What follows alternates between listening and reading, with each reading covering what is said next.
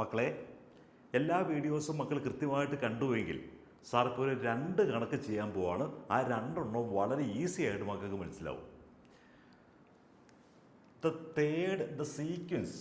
The sequence of triangles is made by sticks. ഈ ട്രയാങ്കിൾസിൻ്റെ sequence sticks കൊണ്ടാണ് തയ്യാറാക്കിയിരിക്കുന്നത്. നമ്മളോട് ചോദിച്ചത് write the number of sticks used for making triangles as a sequence. അതായത് കമ്പുകൾ കൊണ്ടുണ്ടാക്കിയ ത്രികോണങ്ങളുടെ ശ്രേണിയാണ് നമ്മൾ കാണുന്നത്. കമ്പുകൾ കൊണ്ടുണ്ടാക്കിയ ത്രികോണങ്ങളുടെ ശ്രേണി.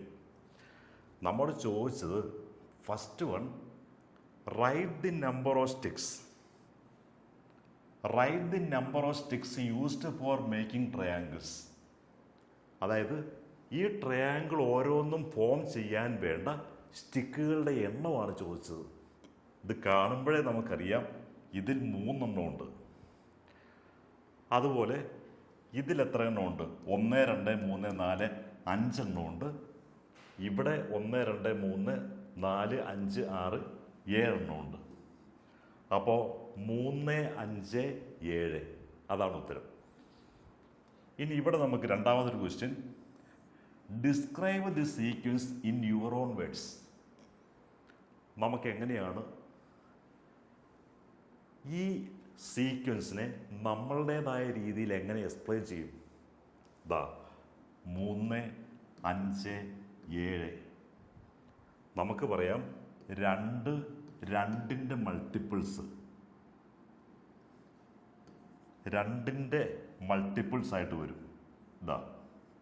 2, 4, 6 അതിൻ്റെ കൂടെ ഒന്നും കൂടി ചേരുമ്പോൾ 6 + 1 ഒന്നും കൂടി ചേരുമ്പോൾ ഇത് കിട്ടും. അപ്പം നമുക്ക് പറയാൻ സാധിക്കുന്നത് എന്താണ്? 2ൻ്റെ മൾട്ടിപ്പിൾസിനോട് കൂടി 1 കൂട്ടുമ്പോൾ നമുക്ക് സ്റ്റിക്സിൻ്റെ എണ്ണം കിട്ടും.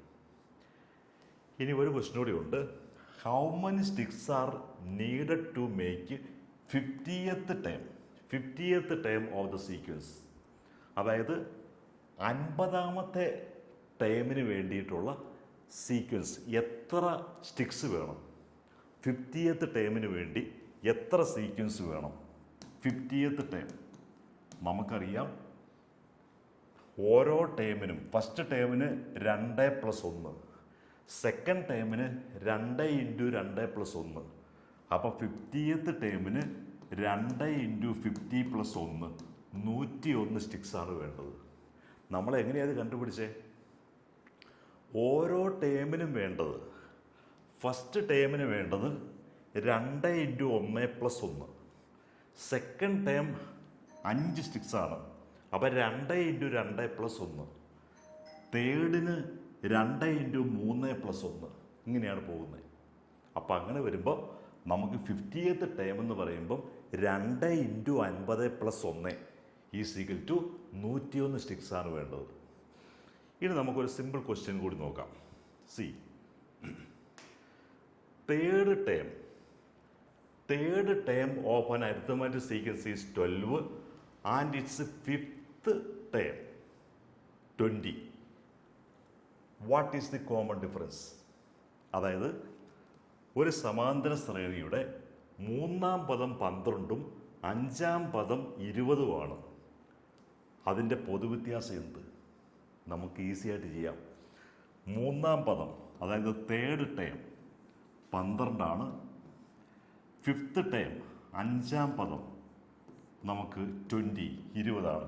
ഇതവർ നമുക്ക് തന്നിട്ടുണ്ട്. അങ്ങനെയെങ്കിൽ കോമൺ ഡിഫറൻസ് അല്ലെ പൊതുവ്യത്യാസം എത്ര? നമ്മൾ ഓൾറെഡി പഠിച്ചു കഴിഞ്ഞാണ്. 5th term minus third term എന്ന് പറയുമ്പം 2. 5 - 3 2 × common difference. 5th term minus third term എന്ന് പറഞ്ഞാൽ 5 - 3 എടുക്കണം. അപ്പോൾ 2 കിട്ടും. അപ്പോൾ 2 × കോമൺ ഡിഫറൻസ്. അതാണ് 5th term minus third term. ഇവിടെ നമുക്ക് 20 - 12 8 എന്ന് വരും. അപ്പോൾ 2D = 8 ആണെങ്കിൽ D = 4. നമുക്ക് കോമൺ ഡിഫറൻസ് കിട്ടി, അല്ലെ പൊതുവ്യത്യാസം കിട്ടി. ഇനി അടുത്ത ക്വസ്റ്റ്യൻ എന്താണ്? What is the first term? നമുക്ക് ഈസി ആയിട്ട് കാണാം. തേർഡ് ടേം 12 ആണ്. തേർഡ് ടേം 12 ആണെങ്കിൽ സെക്കൻഡ് ടേം പൊതുവ്യത്യാസം കോമൺ ഡിഫറൻസ് അല്ലെങ്കിൽ പൊതുവ്യത്യാസം എന്ന് പറയുന്നത് 4ആണ്. അപ്പോൾ സെക്കൻഡ് ടൈം 12 - 4 8 വരും. ഫസ്റ്റ് ടൈം നമുക്ക് 8 - 4 1 വരും. അല്ലെങ്കിൽ ആദ്യ പദം എന്ന് പറയുന്നത് നമുക്ക് 4 കിട്ടും. ഇനി നമുക്ക് ശ്രേണി എഴുതാനാണ് പറഞ്ഞിരിക്കുന്നത്. നമുക്കറിയാം 4 8 12, ഇനി ഓരോന്നിനോട് 4 കൂട്ടുക 16 20 എക്സെട്ര. അല്ലെങ്കിൽ നമ്മോട് പറഞ്ഞിരിക്കുന്നത് എന്താണ്? Write the sequence numerically. അപ്പോൾ നമുക്ക് ആ ശ്രേണി എഴുതാം. പൊതുവ്യത്യാസം അല്ലെ കോമൺ ഡിഫറൻസ് 4 കിട്ടി. നമ്മുടെ ഫസ്റ്റ് ടൈം എന്ന് പറയുന്നത് 4 എന്ന് കിട്ടി.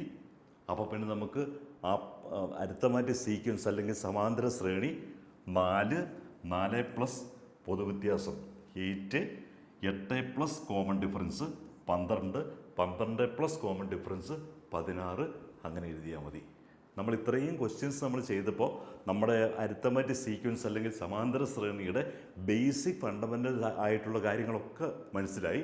ഇനി സാർ കുറച്ചുകൂടി പ്രാക്ടിക്കൽ ക്വസ്റ്റ്യൻസ് കൂടി പറയാൻ പോവുകയാണ്. മക്കൾ ശ്രദ്ധിച്ചു കഴിഞ്ഞാൽ നമുക്ക് ഈ ചാപ്റ്റർ നല്ല മാർക്ക് സ്കോർ ചെയ്യാം. അപ്പോൾ അതിനുവേണ്ടി സാറിൻ്റെ വീഡിയോ സബ്സ്ക്രൈബ് ചെയ്യുക. അതുപോലെ നിങ്ങളുടെ ഫ്രണ്ട്സിലേക്കെല്ലാം മക്കൾ ഷെയർ ചെയ്യുക.